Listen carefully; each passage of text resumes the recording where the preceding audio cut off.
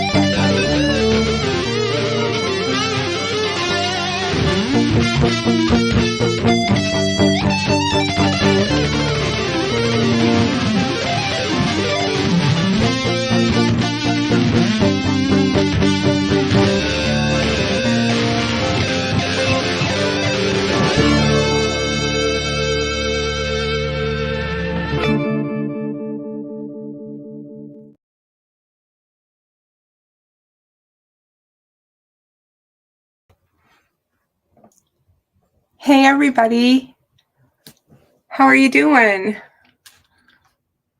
Thank you for being here. Hey Jill, so good to see you. Hey Melissa, thank you. Hey Stephanie. Hoosier, how are you, my dear? So good to have you with me. Hi Julianne, how are you? Good to see you. Hey Lisa, how you been, my dear? Hi, that's interesting. How are you? It's good to see you guys. So I wasn't sure I was going to go live. I was trying to decide, and excuse me, I decided that excuse me, to keep up with everything that I needed to, because there were some motion filings today and there were some responses. So I wanted to make sure that I stayed upon this and not let it go by too long. I've been kind of lurking in the shadows a little bit. I've been watching True Crime Web and Steve, his little antics down there in Florida with his new grandbaby. A shout out to him and Mrs. Steve, and congratulations on the birth of 003, which is just really cool. I'm so happy for them. I'm so glad that everything went well. The baby's here, and that that they're home and able to enjoy the baby. I've also been watching Ruckus. You guys may have been seeing me in a few of those chats here and there. Like I said, kind of just lurking and watching and listening and not really participating too much in the chats, but it's been really good content, and I highly recommend it for anyone that is following the Delphi case to check out Ruckus Rocks and True Crime Web, because they have really been putting out some really fantastic content as of late. And as Sleuth Intuition has as well. I've been watching a couple of his lives recently, and Sleuth's been doing a great job as well. Hey, Cool Gamer. So, yeah, lots going on with the filings. Not so much really going on in the case, anything really different or new. We're just kind of waiting for Judge Gull to get her responses in that the Supreme Court has ordered. She got one in today. There's another one due by the 27th, which is the Monday after Thanksgiving. And I look for her to definitely get that in as well, pretty quickly, actually. So, yeah, not a whole lot going on in the case. I've been watching some stuff that's been going on with Idaho. I'm going to probably do a show on Idaho here soon because there is a lot. But one of the things with the Idaho case and the Brian Kohberger situation is I do see a lot of correlation or a lot of similarities with what is going on with the Delphi case. Yeah, Melissa, Hoosier is just simply a really amazing person. He always has great content, and I did catch part of his live as well. So I totally and absolutely agree with you. He had True Crime Recliner on with him, and I did get to see that. Let's see where we are here. Sorry, guys, I don't mean to yawn, but I've been spending pretty much every single day in the gym, and I am tired. So, yeah, I'll probably sleep pretty good tonight. I had a couple of things that I needed to do today, so I was kind of running from pretty much all day and just trying to get some stuff done, and then like I said, I hit the gym, and I'm sorry that I'm yawning. It's so rude of me, but I am tired.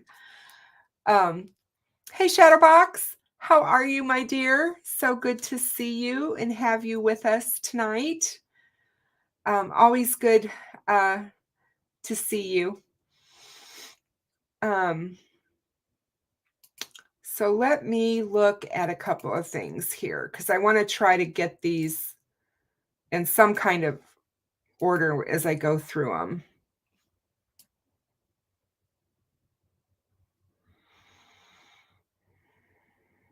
Okay, I think that's all the stuff on the letters. Okay.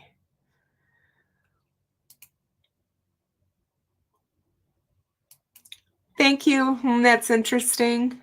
I feel really good. The working out has been really good for me. It's been good for me emotionally. It's been good for me physically, obviously, but it's yeah, it's a process.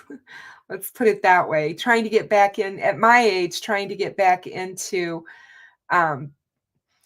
being super active and all of that has been fun, but it's also been challenging.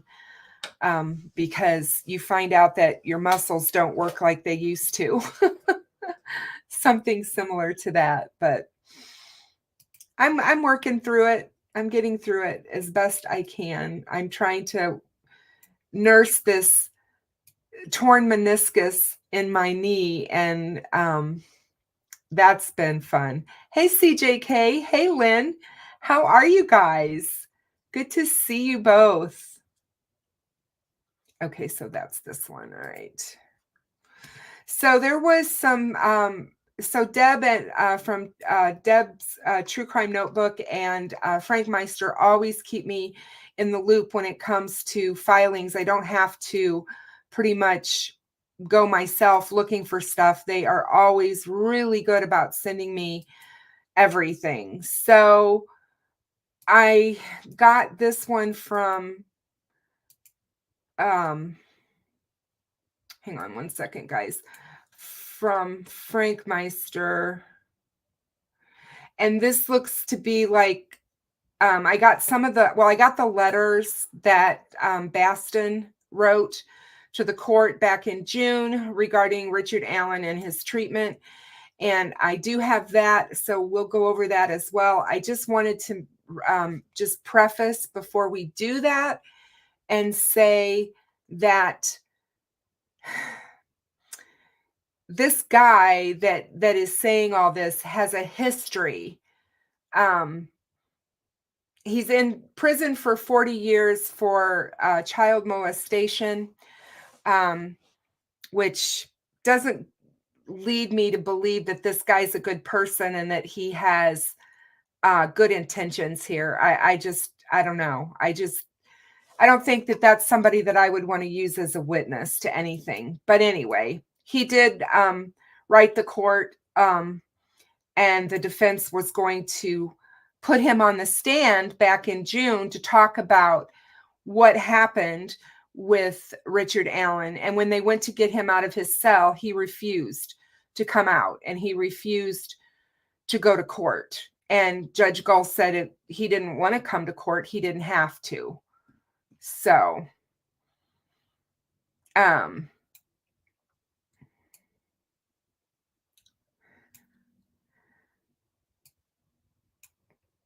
oh, Melissa, I hope you feel better.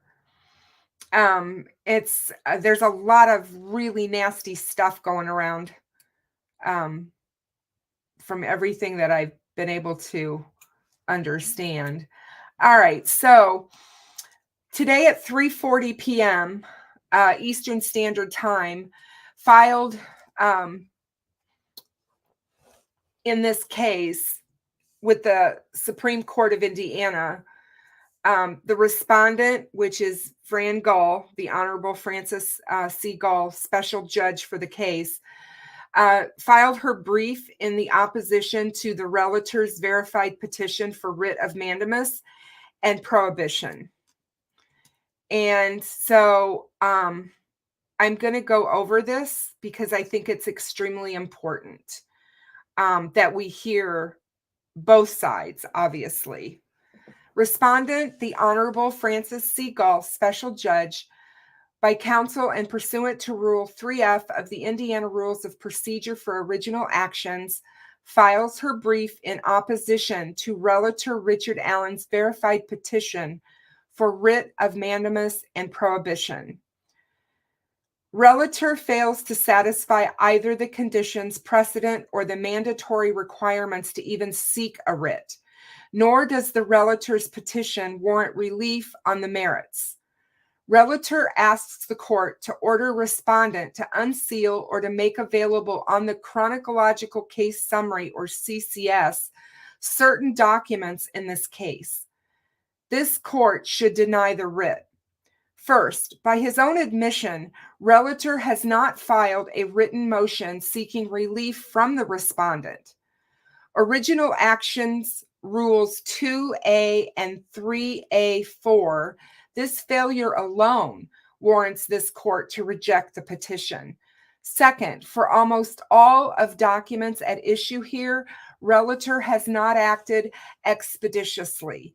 Original Actions Rule 3A2 Relator complains largely about events that occurred months ago. Third, relator has not attempted to demonstrate that denial of the petition will result in extreme hardship to himself. Relator has complete access to all documents filed in this case, sealed or unsealed, and relator has not demonstrated extreme hardship to anyone else. Original Actions Rule 3A5. Fourth, the relator's remedies available on appeal are wholly adequate. Original Action Rules 3A6. Disputes about public access to court records are governed by the normal rules of procedure, evidence, and appeal, all of which are available to relator. Indiana Rule on Access to Court Records 1D. For these reasons, the petition fails procedurally. On the merits, relator's petition also fails. Most of the relief relator seeks is now moot. Relator has directed the clerk to enter on the CCS and make publicly available all non-confidential documents that relator requested to be made public. Moreover, respondent is under no duty to maintain the CCS. That is the clerk's responsibility. Indiana Trial Rule 77A1 and 77B. Nor does relator identify an absolute duty respondent violated. Relator is wrong when he suggests that the parties agreed that documents would be sealed without valid grounds to do so. Nothing of the sort happened here. Finally, it bears emphasis that this court has never issued a writ granting the type of relief relator seeks here. Writs are reserved to provide extraordinary relief, not to manage the CCS. Standard of review. The Supreme Court has the power by writ of mandate and prohibition to confine a lower court within its lawful jurisdiction. State ex rel. City of New Haven versus Allen Superior Court, 699 Northeast 2D 1134-1135-36, Indiana, 1998. Writs of mandamus and prohibition are extraordinary remedies which are viewed with disfavor and may not be used as substitutes for appeals. Original Actions Rule 1C. See also generally State ex rel. Goldsmith versus the Superior Court of Marion County. Criminal Division, ETC 463 NE 2D 273, Indiana, 1984. This court will not issue a writ unless the relator has a clear and unquestioned right to relief, and only where the trial court has an absolute duty to act or refrain from acting. State ex rel. Woodford versus Marion Superior Court, 655 NE 2D 6365, Indiana, 1995. And the State ex rel. Commons versus Para, 987 NE 2D 1074-1076, Indiana, 2013. Argument number 1. Relator does not meet the conditions, precedent, or mandatory requirements to seek a writ. Relator has failed to satisfy the conditions, precedent, or mandatory requirements for filing an original action. Based on its procedural deficiencies, the petition should be denied. A. Relator admits that he failed to comply with conditions precedent for original actions to seek relief from the trial court. Original Actions Rule 2A and 3A4 required the relator, before filing his petition, to first raise the issues presented here to the trial court in a written motion. Relator admits he did not do so. Petition at 18-20. He did not file a motion with the trial court seeking to unseal or make public any of the documents identified in his petition. The court should not entertain relator's petition for this reason alone.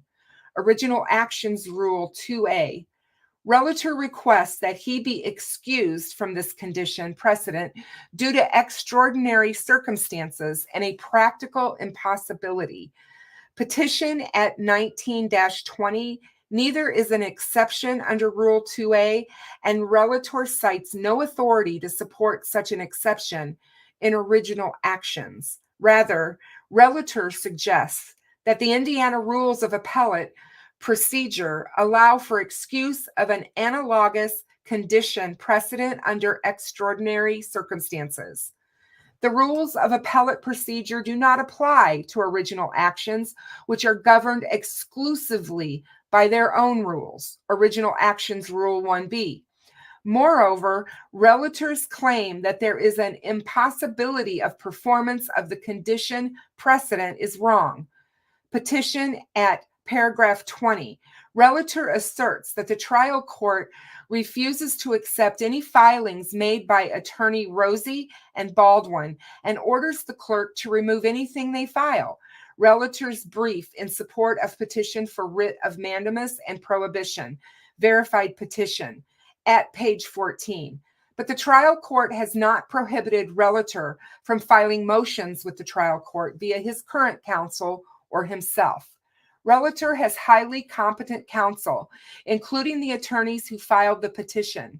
In addition, the trial court has appointed new counsel for relator in trial court case, as relator acknowledges in the record, page 31.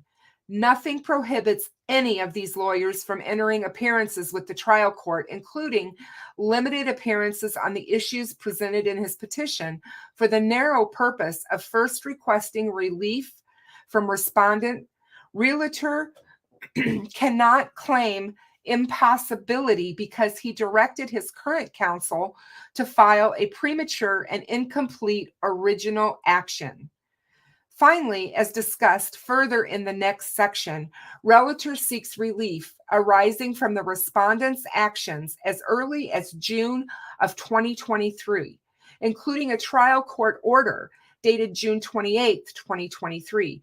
Petition at pages 9 through 10 between June 28, 2023 and October 27, 2023, when relator received notice that the trial court had stricken filings from Rosie.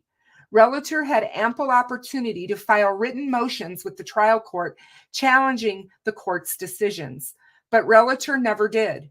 Relator's compliance with Rule 2A was not an impossibility, factually, legally, or practically. The court should deny the petition for this reason alone. Relator claims that he does not accept this appointment of the new attorneys, and he has not authorized these new attorneys to act on his behalf in any manner. This is irrelevant because he is not prohibited from filing a written motion with the trial court, regardless of whether he accepts court-appointed counsel. In fact, one of relator's attorneys has done just that. On November 2nd, 2023, relator's attorney, Kara Winke, filed a limited appearance for the purpose of requesting transcripts, in which she advised the trial court that her appearance is limited for the purpose of requesting transcripts necessary for an original action. Supporting record pages 3 through 4. Ms. Winke entered this appearance in connection with another original action relator filed. State of Indiana, ex rel. Allen versus Carroll Circuit Court, case number 23S-OR-311. B. Relator failed to file his petition expeditiously. Original actions of mandate and prohibition must expeditiously be filed. State versus XL Hashfield versus Warwick Circuit Court, 178 NE2D 734 to 735, Indiana, 1961. Citations omitted. State ex rel 19th Hole Incorporated versus Marion Superior Court, 189 NE2D 421 to 423, Indiana, 1963. The original actions rule 3A and 2, although no specific statutory provision prescribes the time, for judicial review, such action must be brought expeditiously and without unnecessary delay. The State ex rel. Marion versus Grant Circuit Court, 239 Indiana, 315-320, 1959. For example, this court has found that a delay of 42 days was too long to seek a writ with this court. 19th Hole Incorporated, 189 NE 2D at 425. Relator Bradley asserts that the application has been made expeditiously. Petition at paragraph 15.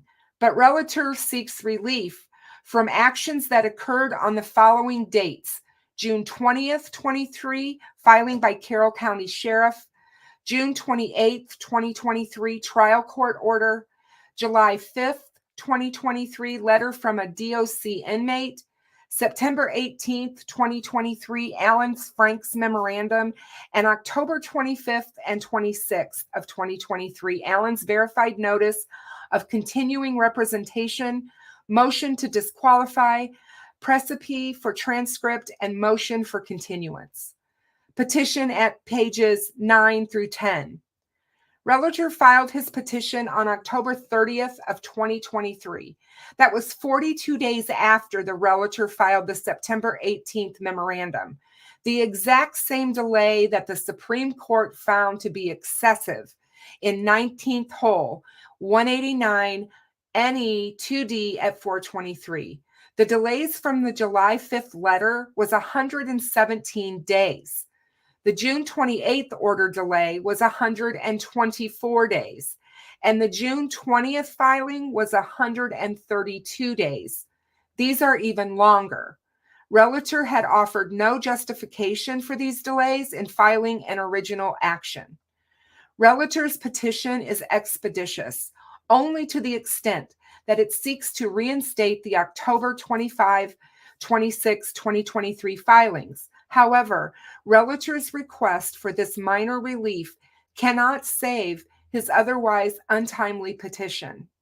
This court should not issue an extraordinary writ on matters that the trial court decided months ago that the relator never challenged before the trial court itself. C. Relator fails to show that the denial of the petition will result in extreme hardship. All petitions shall state facts showing clearly that the denial of the petition will result in extreme hardship. Original Actions Rule 3A.5. Writs of mandamus and prohibition will not be used unless the relator can show a clear and obvious emergency where the failure of the Supreme Court to act will result in substantial injustice. Commons 987 NE 2D at 1076. It is not the policy of the Supreme Court to issue these extraordinary writs against lower courts on slight occasions, but only in special cases to prevent impending injury. 19th Hole Incorporated, 189 NE 2D at 423. Relator's petition claims, as explained below and in the accompanying brief, the denial of this application will result in extreme hardship. Petition at 17, paragraph 17. Yet relator never states any facts in either the petition or the brief showing clearly that he would suffer extreme hardship. The petition is insufficient under Original Action Rule 3A.5.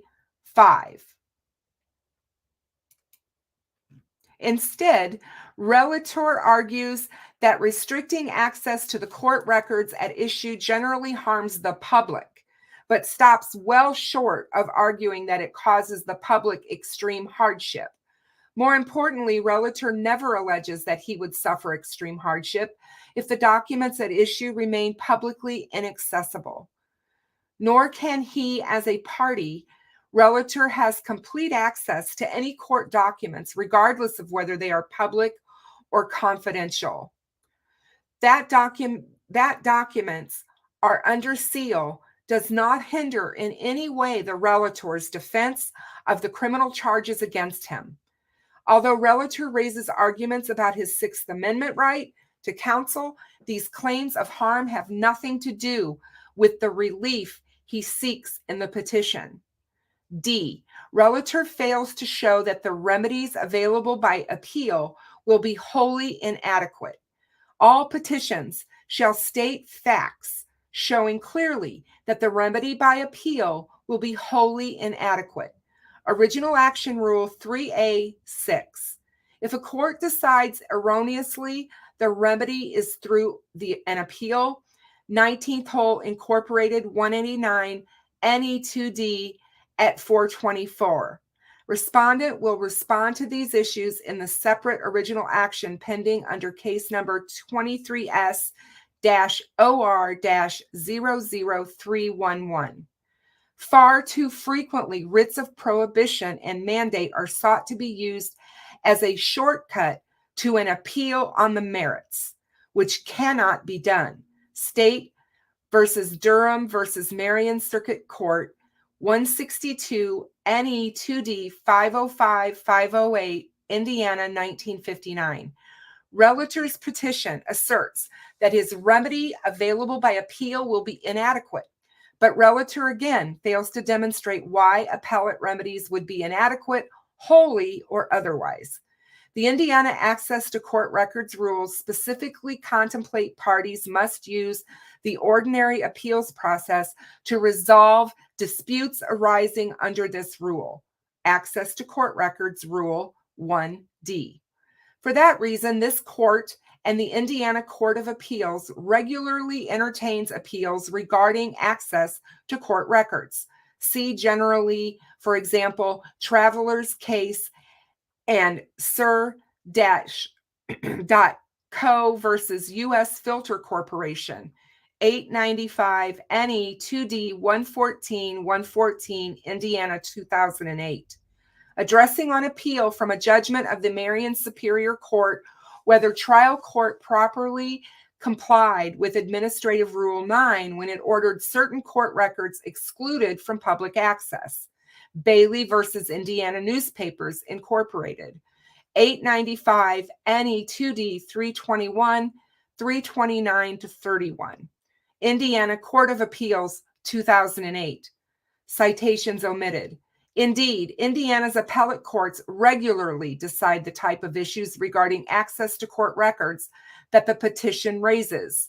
See, for example, WPTA-TV versus State, 86 NE 3D 442, 445-47, Indiana Court of Appeals, 2017.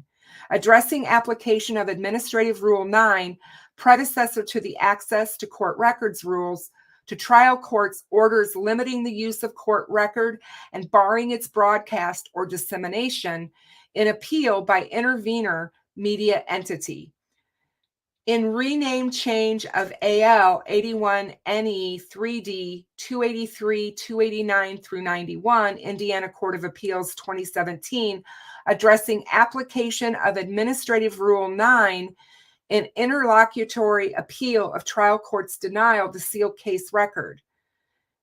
Angelopoulos versus Angelopoulos, 76 NE 3D 852, 857-59, Indiana Court of Appeals, 2017, addressing issue of whether the trial court erred under Administrative Rule 9 by excluding from the public record portions of a party's deposition testimony.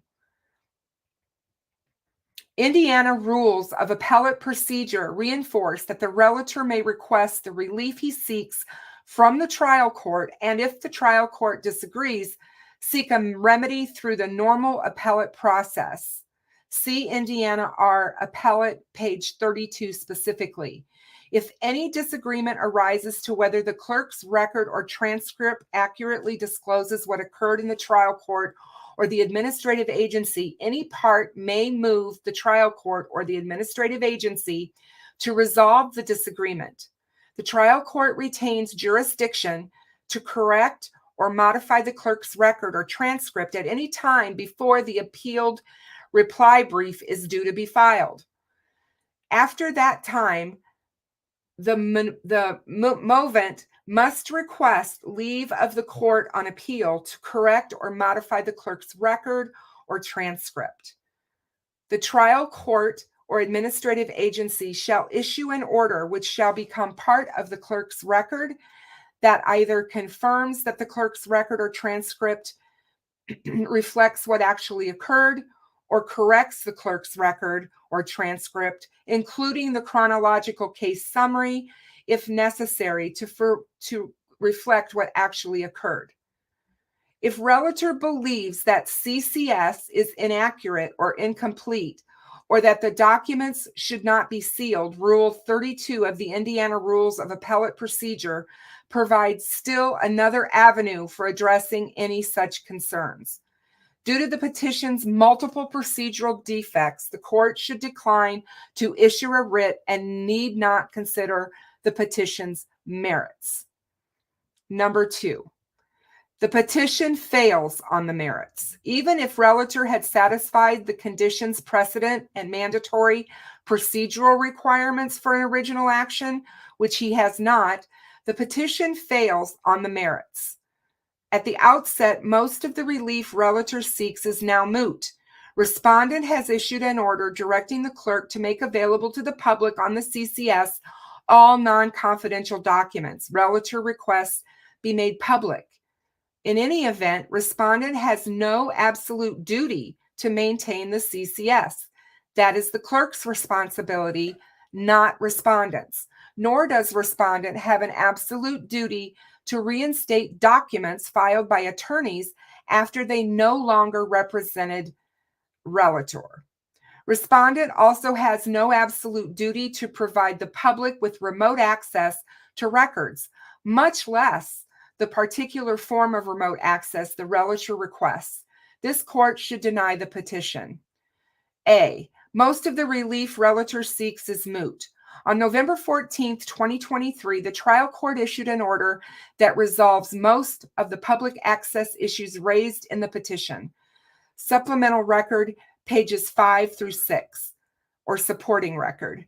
First, respondent has ordered the Carroll Circuit Court clerk to put the 118 documents previously made remotely accessible by the court order of June 28, 2023 on the CCS ID at 5. Second, respondent has ordered the clerk to unseal the June 20th, 2023 filing by the Carroll County Sheriff and the July 5th, 2023 letter from a DOC inmate and place them on the CCS. Third, respondent has ordered the clerk to place and make accessible on the CCS the October 25th to 26th, 2023 filings by Rosie to the CCS. These filings remain stricken from the record and will not be considered because they were filed by an attorney who was not an attorney of record for relator on the date of filing. ID record page 237. The trial court's November 14th, 2023 order renders most of the issues in the petition relating to these documents moot. B, the clerk, not respondent, is required to maintain the CCS. Respondent has no absolute duty to maintain the CCS.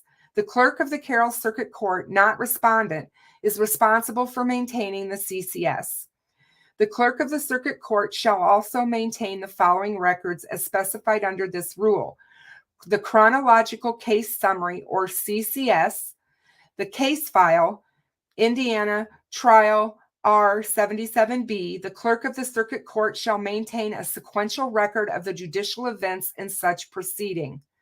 Indeed, relator concedes that the trial court clerk is to maintain the trial court records and trial court case records. Verified petition, BR at page 15. Similarly, the relator repeatedly refers to the person who allegedly violated the duty to provide public access to certain records as someone.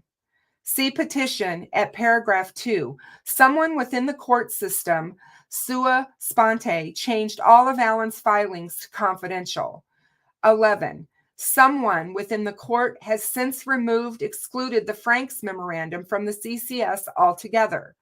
Relator's allegations against someone are no basis for a writ against respondent. C. The respondent did not abuse her discretion in managing the docket, much less violate an absolute duty. The trial court has broad discretion in managing its docket. Story versus Leonis, 904 NE 2D 229 to 238, Indiana Court of Appeals, 2009, declining to second-guess the trial court for allowing one motion to be filed but not another. Respondent has no absolute duty to manage its docket in the manner sought by relator, nor does respondent have an absolute duty to provide a particular type of remote access. See the petition at paragraphs 16, 21, and 30. Indiana law does not require court records to be remotely accessible. See Indiana Administration Rule 9, commentary. While this section encourages courts to make the designated information available to the public through remote access, this is not required, even if the information already exists in an electronic format. Respondent has ensured that the 118 documents on the zip drive have been and remain publicly available online since June 28, 2023. Record page 42. The June 20th and July 5th documents appear on the CCS record, page 22 and 23. Even if they are not accessible online via the CCS, this does not mean they have been otherwise excluded from public access. A court record may be publicly available even if the public is unable to download it from the CCS. A court record is excluded from public access only if the record is not available for public access in the courthouse during regular business hours established by the court. Indiana Administration Rule 9H1. In any event, this request is moot for the reasons discussed above. Supporting record, page 5. Relator further asserts that the respondent wrongly allowed the parties to agree to exclude certain records from the court's CCS.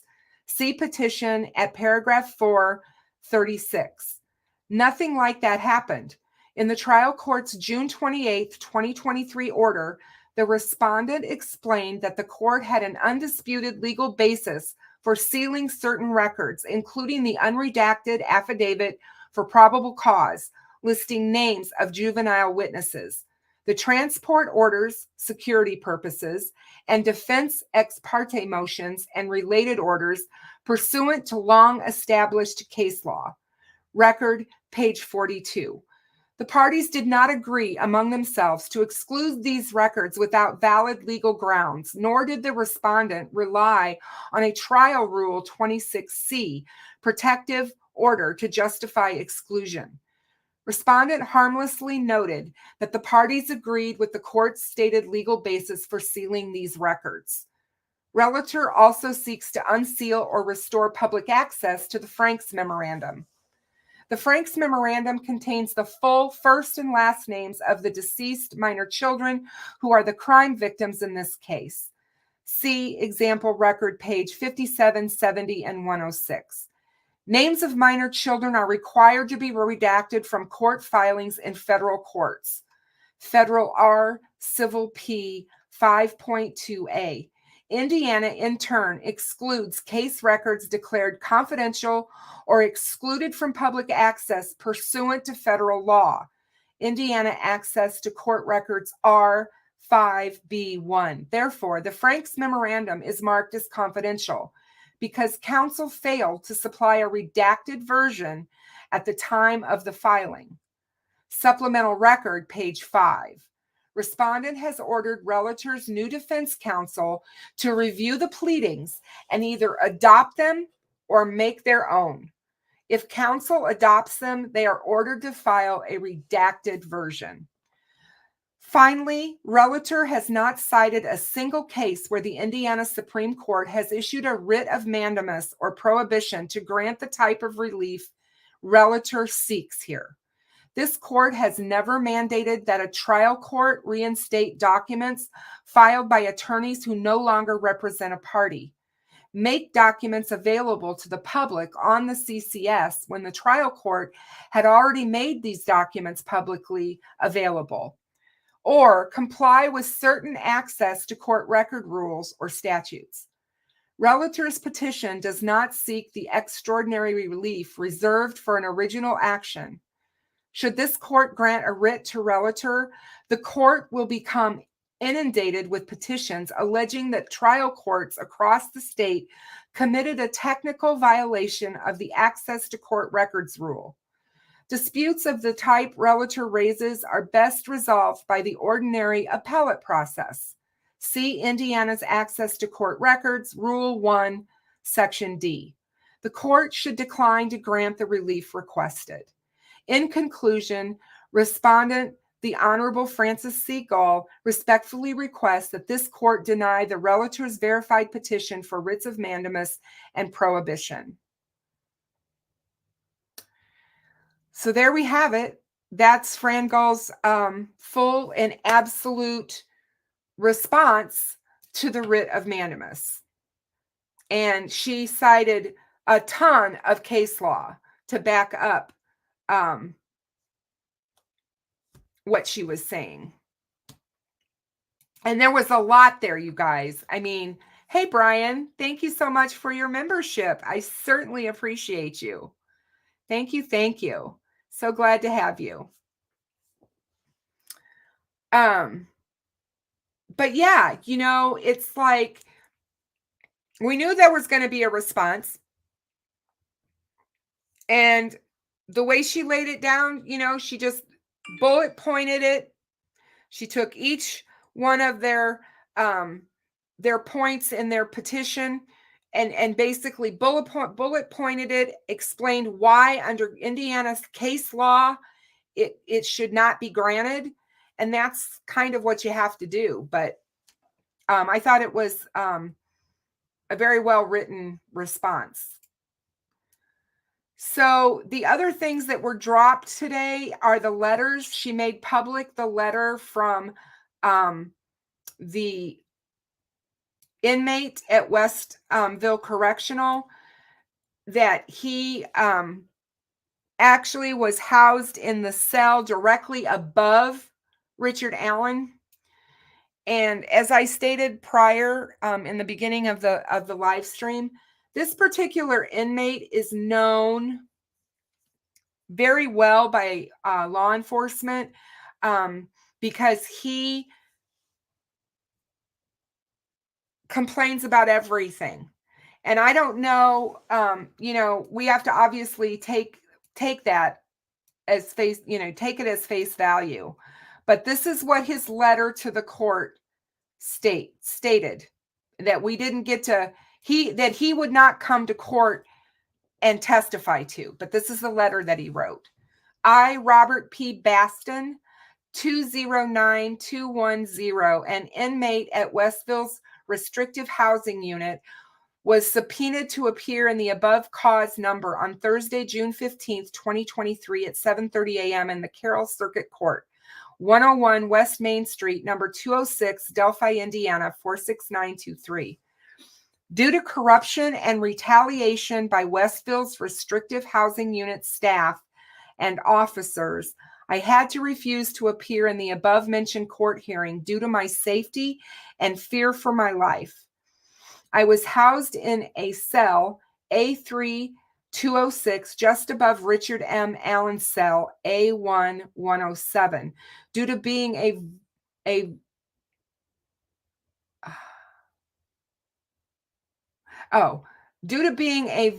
voice on how Richard M. Allen was being abused and mistreated by corrupt sergeants and officers and administrative staff and mental health professionals in Westville's restrictive housing unit.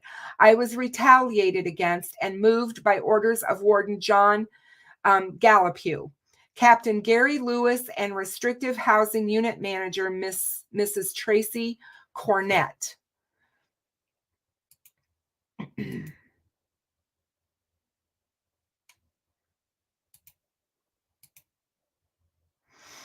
I was moved to the Restrictive Housing Unit B-Pod, Cell 201, after reporting Sergeant Brandon Williams and his officer trafficking contraband to inmates in A-Pod to the Indiana Department of Corrections Office of Investigation and Intelligence, Internal Affairs, in a recorded interview on April 28, 2023. 5 days after the interview, on Wednesday, May 3rd, 2023, at approximately 7 a.m., Sergeant Brandon Williams and his officers, while I was in full restraints and leg shackles in Westville's Restrictive Housing Unit receiving area on security cameras, will show Sergeant Brandon Williams ordering an officer to put my mattress in urine in a cell that I was placed in the night before without a toilet and running water in the cell. Security cameras will show Sergeant Brandon Williams slamming to the floor and violently breaking my foot and ankle, and then intimidating the nurse not to treat my injuries when Sergeant Brandon Williams had an ink pen in the stab vest that he was wearing, stabbed me in the elbow all the way to the bone. I then was placed in a cell 201 in B-Pod. Then at 10:45 a.m. on the same date, Sergeant Brandon Williams gave no verbal command to cuff up at my cell 201 B-Pod and dropped the handcuff port in the cell door and sprayed sprayed OC pepper spray in the cell, and then left me in the cell for 10 minutes, asphyxiating for air. I then was handcuffed and removed from the cell out of view of security cameras and taken out in the hallway where an officer, Quentin Davis, was waiting, and told Sergeant Brandon Williams and officers to hold me up while Officer Quentin Davis violently punched me in the ribs and stomach, while an officer, Mr. Motts, kneed me in the face, while Warden John Gallipo, mental health doctor Monica Walla, and Miss Bourne were watching the beatdown from outside Captain Gary Lewis's office. The nurse again was intimidated not to treat my injuries, and I was placed back into cell 201 B-Pod. I was placed on strip cell, and my personal property was taken. When I had eventually received my property back, my legal documents were either destroyed or lost or taken due to incriminating recorded dates and times. Some of those recorded dates and times concern how Richard M. Allen was being abused and mistreated by staff and officers. My personal property was left out in the hallway unsecured, and Westville Restrictive Housing Unit, general population workers and suicide companions were stealing my property. I recently received from the United States Department of Justice investigative report numbers 237321, 2 FWB 247025 TFZ, and 264819 LHH, but recently the U.S. Department of Justice has been in the news for mishandling complaints. The Indiana Governor's Office of Ombudsman Bureau has also mishandled complaints on the Indiana Department of Corrections and the corruption going on in the Indiana Department of Correction facilities. The Indiana Department of Correction Office of Investigation and Intelligence is allowed to police itself and covers excessive use of force, assaults on inmates by the Indiana Department of Correction staff officers. I also have been corresponding with a New York Times investigative reporter and her team at the Yale Law School that I have been sending documentation and evidence to, but due to the corruption, my legal mail has not made it to its destination. So until this court can protect me and other inmates at Westville Restrictive Housing Unit and report the excessive use of force assaults, abuse, mistreatment, torture, and retaliation from corrupt Indiana Department of Correction staff officers, then I do not feel safe to testify in cause number 08CO1-2210-MR-000001. When a pattern can be shown of the above mentioned issues by researching the named individuals mentioned in this court letter in the United States District Court, Northern District of Indiana, 7th Circuit, that clearly shows a pattern of excessive use of force, assaults, torture, abuse, mistreatment, and very poor mental health treatment. Again, I have witnessed Richard M. Allen being abused and mistreated by Westville Correction Facility, Westville Restrictive Housing Unit staff, and officers that has affected his health and mental health. I, Robert R. Baston, number 209210, ask this court to report this corruption to the proper authorities to investigate. Respectfully submitted and sincerely, Robert P. Baston, June 25th, 2023.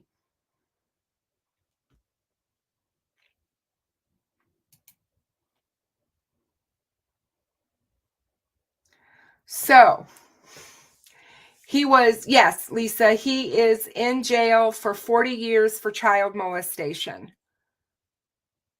And and he has numerous citations of complaints with the Office of Ombudsman for the Correctional Institute that he's at. This man is notorious for complaining about anything and everything. And so as far as I'm concerned, I don't hold any weight to what he's saying.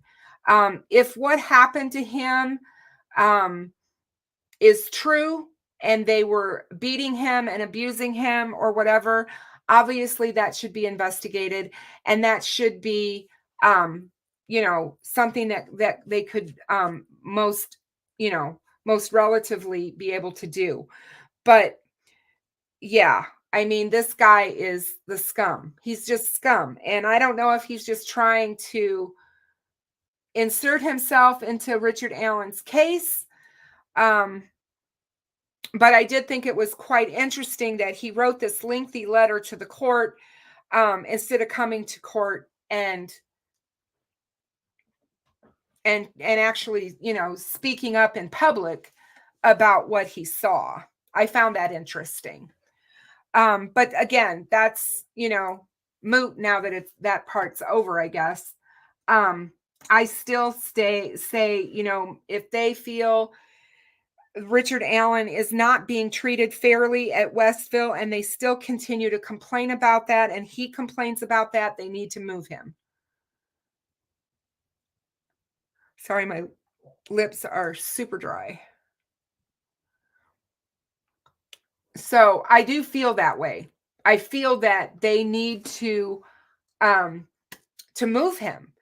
I don't feel that there's any reason to take a chance with him on appeal that he was, the first person in Indiana history to be housed in a state prison waiting for trial as an innocent man awaiting trial, because he is innocent until he gets his day in court and the state can prove their case beyond a reasonable doubt. That's how the law works. And we have to make sure it works for Richard Allen, just like we have to make sure it works for everyone else. I did hear something interesting today on one of the lives I was watching, though, because they were talking about how the fact that, people are put into situations in our country where they're locked up in prison, or they're convicted of a crime or whatever that they didn't commit. I just want to put out there that, yeah, that is very true. That does happen, but it happens to minorities. It happens most often to minorities, people of color, not white males that have never been in trouble with the law. I just wanted to throw that out there. Again, my same feeling as to state why I do not believe that Richard Allen is a patsy and is being railroaded or charged with a crime he didn't commit. Because if they were going to do that, they would have done it a long time ago, and they had ample opportunity to pin it on someone else that would better fit that scenario. And that's just my opinion, obviously. It's just an opinion. But so, she's got what, another week, little over a week, 8 days, 8 business days to respond regarding them wanting her off the case. I think it's going to be really interesting to hear what she has to say regarding all of that. And that's just me. I kind of agree with Ruckus. I feel like the Delphi case is kind of done. I feel that law enforcement has done their job. I feel that law enforcement got their guy. They feel like they do have their guy, and that we have to let what's going to play out. There's going to be a ton of motions in this case. This is not anything unusual that's happening, even though I think that there's a narrative out there that people are trying to push that it is, but it's not. And especially in a case where you have the potential for the death penalty, you're going to have so many motions, and a good defense is going to do that. That's the whole point of a defense, is to make sure that your client is being defended at 150%. And that's what these attorneys have done. I mean, even Rosie and Baldwin were giving that everything they had. I think they went about it in a wrong way, and I think that they didn't follow procedure. And because they didn't follow procedure, it came back to bite them in so many ways in some of this stuff that they were up to. But I tend to disagree with some of the content out there that the leaks don't matter, because I think they do matter. Are we going to ever be able to stop leaks in criminal cases? No. There's going to always be somebody out there that is willing to give up what they know. And sadly, as that is, it's the truth. There are people that have all different kinds of reasons for wanting to insert themselves in cases, be a part of the case. And then people who actually have good reason to be a part of the case tend to, there are people of that caliber that also want their 15 minutes of fame.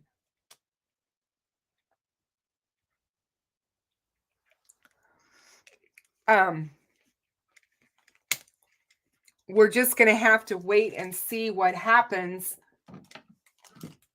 with this case. We'll know more after we find out if the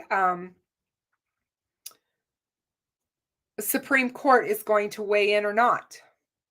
They have asked for this information. That doesn't necessarily mean that they're going to give a ruling. They may very well say that we're not going to rule on this and we're sending it back to the trial court to handle. It's very, very possible. You set a precedent when you have you go out of order, so to speak. Fran Gull basically talked about that in her response today when she was talking about he has the ability to have relief under appeal. You can't appeal a case that hasn't even been decided yet. he has to wait to do some of this on appeal. And, you know, but they're, like I said, they're going to try anything and everything to shake this case up. And they've done that. They've definitely done that.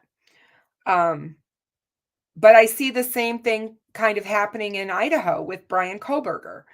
I think that and he's definitely facing the death penalty. And that case isn't going to make it to trial anytime soon. His defense is not going to let him.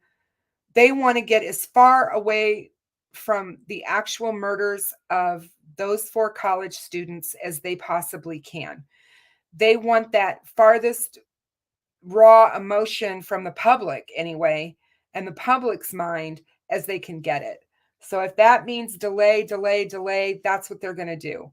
Now, with this case, they said they want to go to trial within 70 days. It'll be really interesting to see what happens and how this all plays out. If that is true, and I mean, I think it would be really interesting to see what happens. I have a feeling that the prosecution is ready in this case. I think they're ready, as ready as they can possibly be. They've had well over a year to get their case in order. And I'm imagining that Nick is ready to try this case. But again, there's a lot that goes into preparation for trial. It's not something that you can just run with. You have to get everything in order, and you don't want to miss anything. So, yeah, I mean, it's going to be interesting. Like I said, I think that there's a lot of things that we still obviously don't know. And until we do know about those things in this case, it's hard to come to an absolute hard conclusion on what happened that day. I think that the law enforcement knows exactly what they feel happened that day. And they feel very confident in their arrest of Richard Allen and the charges that have been brought against him. So he's going to have to answer to that. And that's what's going to have to happen. They're going to have to come and answer for, he has a lot to answer for, because a lot of what he has stated placed him there. Now, there's rumor out there that the reason that they're trying to get rid of, so the reason they're fighting so hard to get the search warrant thrown out is because there was something found at Richard Allen's home, and it has nothing to do with the gun, and it has nothing to do with the bullet.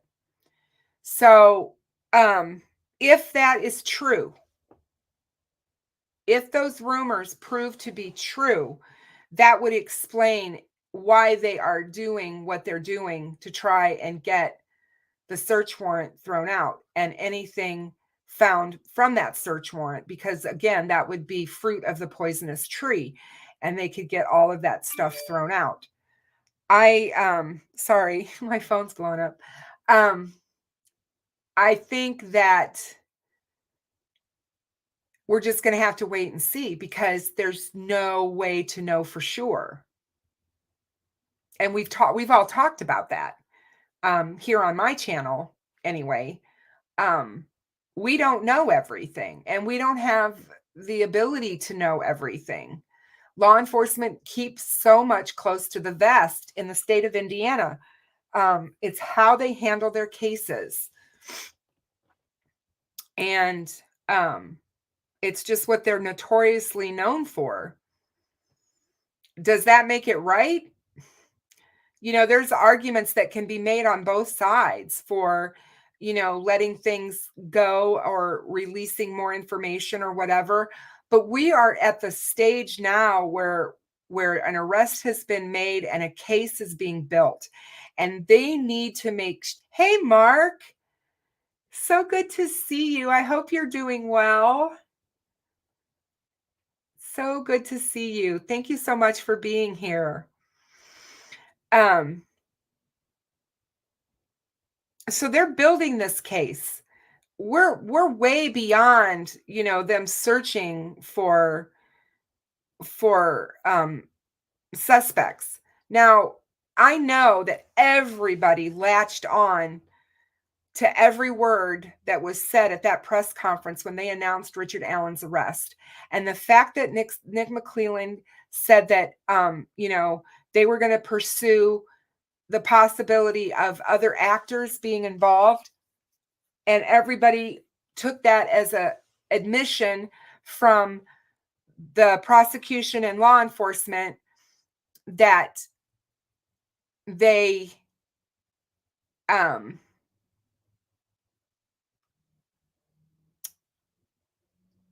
had other people in mind, and that there were other people. I saw you in Ruckus's, Mark. I saw when you arrived.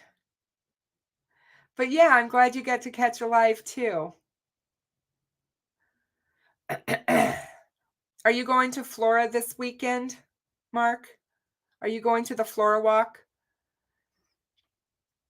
I'm not sure if I'm going to be able to make it. I really, really wanted to go, but I don't know. Because for me to do it, I'm just going to have to drive over, go, and then turn around and drive back. I really, really wanted to be there. So I still haven't made up my mind. I'm still trying to figure it out and see if I'll be able to do it. Awesome. I'm so glad you'll be there. I'm so, so glad you'll be there. Hey, Robin, how are you? Welcome. Thank you so much. Yeah, the motorcycle cover is a weird item to collect. There's got to be a reason for that one. For sure. Not sure what it would be, but yeah. DNA? Is there DNA on it? I mean, there's just so much, you guys. Our minds could go every direction with this. And you stop and you wonder about all kinds of things about what is it that they collected or didn't collect, or what did they find, and why are they working so hard to squash the search warrant. And like I said, they have something that they have gleaned from that search warrant that they will not be able to talk him out of. They're not going to be able to find a defense for it. It's going to be indefensible. And so what do they have to do? If they have something in evidence that was taken, they have to get that evidence thrown out. They have to make that evidence inadmissible. It happens in cases all the time. This is not anything that's unusual. This happens all the time. I've also heard people talking about the fact that this case is wholly circumstantial, and circumstantial cases are not bad cases. They're not. You don't always have direct evidence in cases. I think when you look at a case, you have to look at the totality of the evidence against the individuals. And what does that point to? One thing might not be so bad. Two things might not be so bad. But when things start stacking up, it really starts to look different.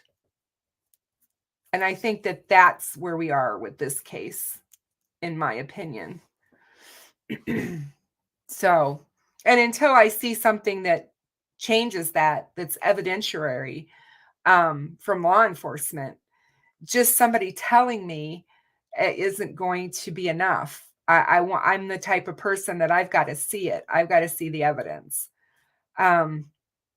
With that being said, I have no desire to see these crime scene photographs that are floating around out there. No desire whatsoever. I'll let law enforcement deal with that, and then I'll listen to the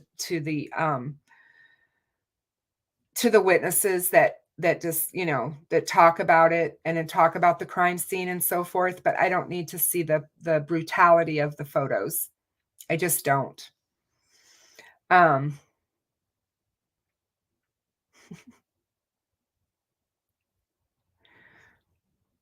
Purdue's going to play my Arizona Wildcats, guys. My Arizona Wildcats that just absolutely stomped on Duke. They were ranked number 2. So yeah, when I saw that Arizona was playing Purdue, I'm like, oh, I might have to drive to Purdue. Might have to drive over there, go see my cats. Hey, Gail, how are you? So good to see you. You're never late. Don't worry about it. You can always watch the replay. I just basically read through the responses from Judge Gull. So, yeah, me either, Mark. I can't either. I just can't. I've never been a Duke fan, and I have a lot of reasons, but man, yeah, no, I can't stand them either. I was really happy. I'm just glad that college basketball's is started, and because it's like my favorite thing ever. I love college basketball, and so yeah. But I mean, that's, there's like I said, there's a lot of things. I've been, like I said, I've been watching some really good content.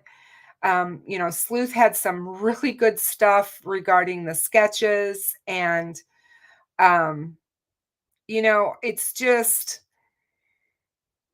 like I said, I just think all of it is kind of moot now, because we have Richard Allen has been arrested and he has been charged with these crimes. So you have to wait, as CJK said, that they're, patience. We all have to be patient. And it's not easy. We've already had to wait a year, and it seems like nothing has gone on in this case for a year.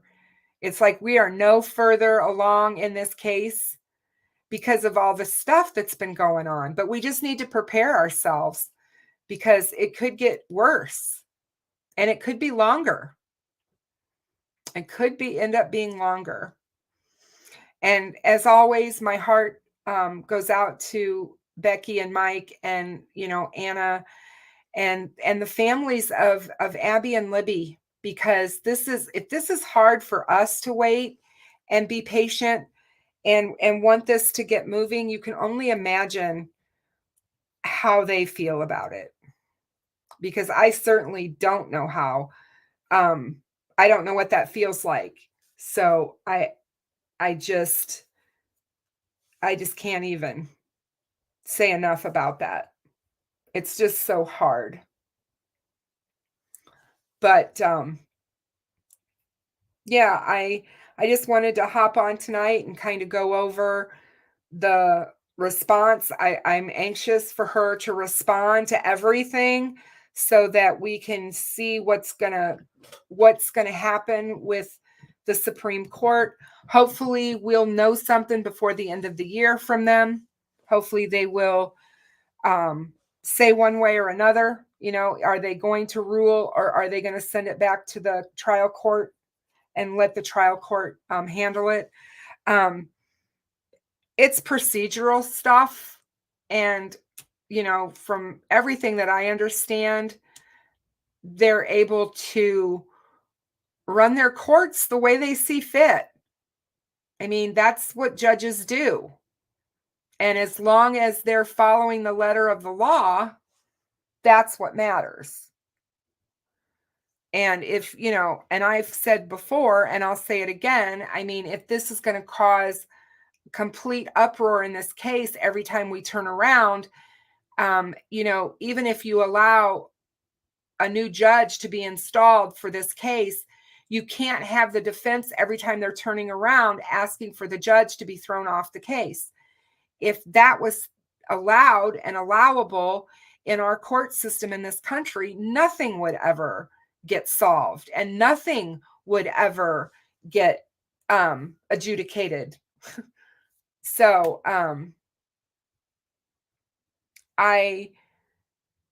there's, that's interesting. There's, there is a mindset out there and a lot of people that believe he will plead in this case.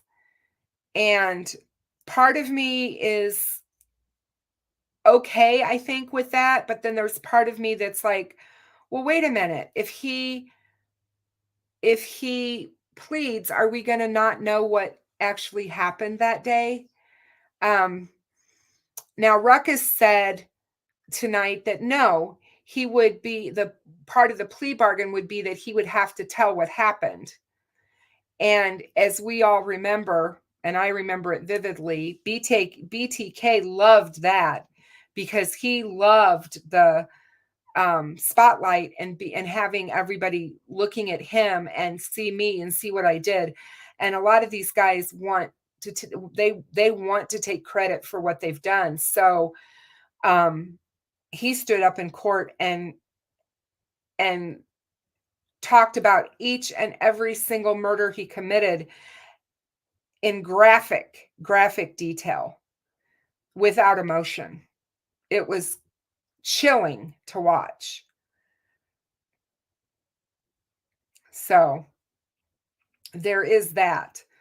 But like I said, only time will tell. And so, yeah, I haven't been covering Delphi like I used to. I used to go live 3 times a week. And it was a little much. And I was, there are other cases that I do want to cover. There are other things that I want to talk about. But it just seems like every single time you try to move to a different case or whatever, everybody wants to talk about Delphi. And it's like, it's really weird because in a case that's this is a big case. And what I mean by that is that there's a lot of time that's gone by since February 13th, 2017. And so you have got all of that investigatory information, all the reports, all the interviews, everything that has to be gone through, all of that paper, all of those recordings, because some of the interviews are recorded. So you've got all of that stuff that's got to be gone through. And I can only imagine what that was like for the prosecution to try to put all that together in some semblance of order so it can be presented to a jury.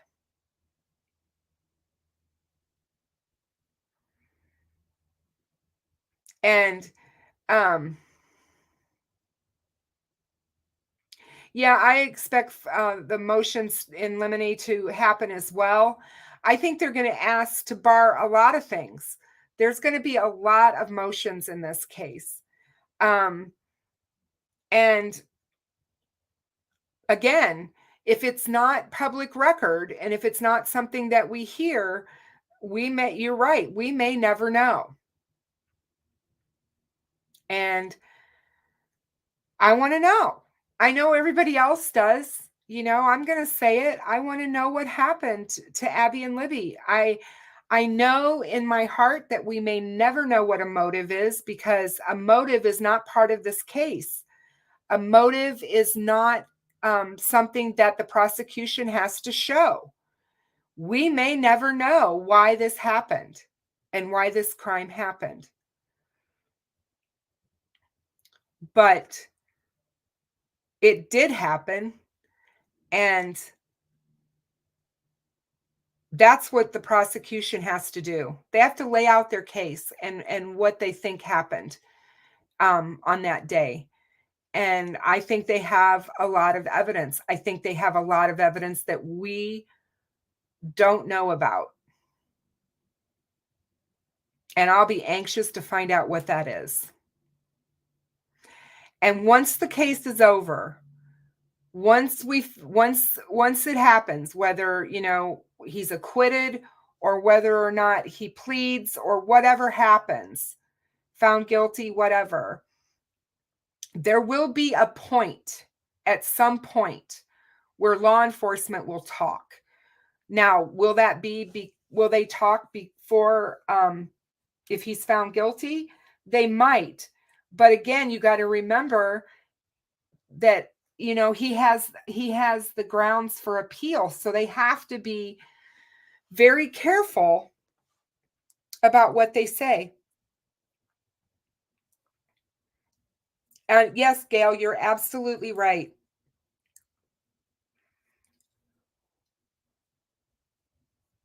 I would love to be able to interview Jerry Holman or even Tony Liggett to find out, what happened in this case. We all have so many questions, there's just so many questions.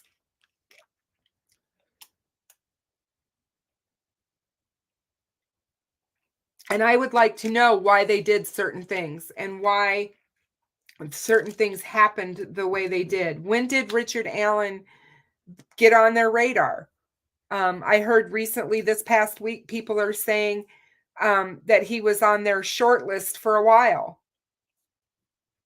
I'd like to know that.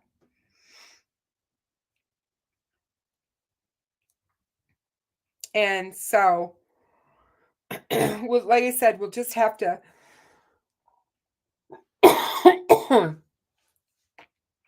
wait and see. But I appreciate all you guys being here tonight.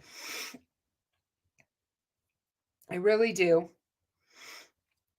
And because I didn't give any notice before I went live, I just kind of went live. So, which, it happens. I saw Steve's live. Was it his? Oh, I watched his Wednesday night members only live is what it was. And I know he's still, like I said, he's still trying to go live while he's in Florida. And I commend him for that. I pulled back a little bit, like I said, because my life kind of got so crazy busy with my working out and focusing on my self-care and focusing on the things that I needed to focus on for myself. It just took a lot, I was spending a lot of time on my YouTube channel.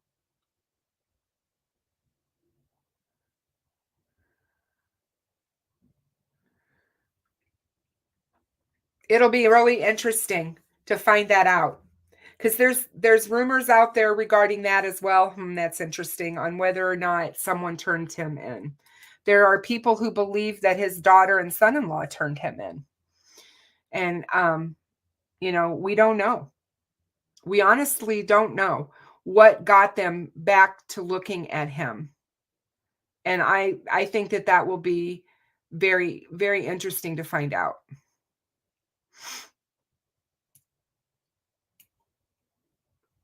So,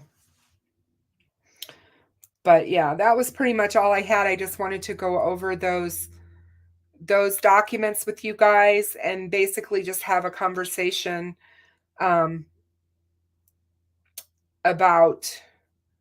what's happening. And yeah, Mark, I like spontaneity. I like that too. I don't like to be predictable. So, but yeah, I hope everyone that does go, that makes it to Flora on Sunday, I just want to say thank you to everyone who does, because obviously the Flora case is huge to me, and it means a great deal to me. And I'm so very happy that that they're doing this. It will be 8 years, you guys, 8 years when those 4 precious angels lost their lives. And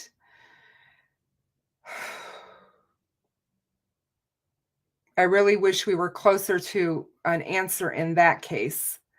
And as I've said before, I know that arson cases are some of the hardest things to prove. But man, the silence is deafening around that case. So I'm glad that the girls are being remembered and that the girls are being honored and remembered. I think that it's wonderful. So, and I will definitely do what I can to try and get there on Sunday. But yeah, it's Sunday at 1 o'clock. So guys, that's all I had for tonight. I am gonna, yeah, no kidding. Some focus from the state level. It would be nice just for them to give an update on where they are in the case. The just remaining silent like they are is just, it doesn't do anybody any good. And I think that there just needs to be more focus on the case, more talk about the case, and more pressure put on the investigators, in my opinion, because you can create a lot of pressure. And like I said, just because it's Indiana's quote unquote way of handling cases by remaining quiet, I mean, that doesn't make it okay.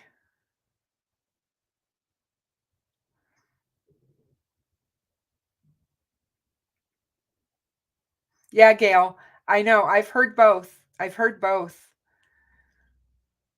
Aw, CJK, thank you so much. Thank you for being here and for being a wonderful guest. You guys are the best. I have absolutely the best followers in this true crime genre that we're in. But everybody be safe out there. I hope everybody has a good weekend. It's the last weekend before Thanksgiving. So I'm sure people will be running to the store to try to get their stuff ready for their big meals. So just be careful, be safe out there. If you guys get a chance, pay it forward to somebody. Because you know me with the kindness, I feel like, it doesn't cost anything to be kind. And in this day and age and everything that's going on in our world, we need more of that. We need more kindness and more peace, if at all possible. So, but yeah, I hope everybody gets to spend Thanksgiving at least, hopefully, with friends and family. And if you're out there and you're not, just know that you're in my prayers, and that I wish you all the best. So I will talk to you guys really soon. Stay safe, everyone, and have a really good night.